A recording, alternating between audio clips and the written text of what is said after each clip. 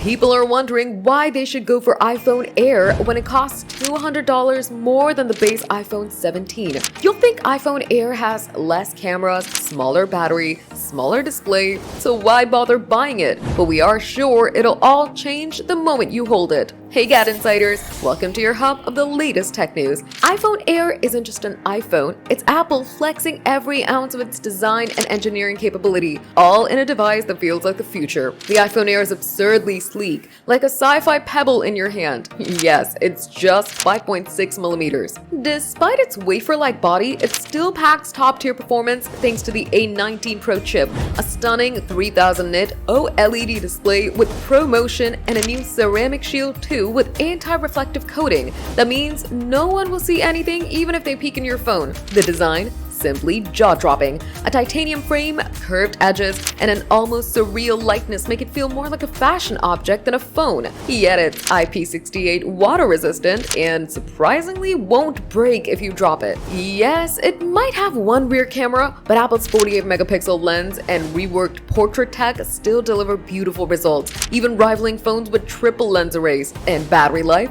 Better than expected, lasting nearly 24 hours on a single charge, with ultra-fast recharge thanks to MagSafe and a new ultra-slim battery pack. But here's the catch. The iPhone Air isn't for everyone. If you want telephoto zoom or a big screen, look elsewhere. But for those who are wondering what a foldable iPhone would be like, the Air is the choice. It's not just the lightest iPhone, but the boldest one Apple's made so far. So, are you gonna give it a shot? Let us know in the comments. If you liked the video, give it a thumbs up, subscribe to GadInsider, and don't forget to hit the bell icon so you never miss any tech update.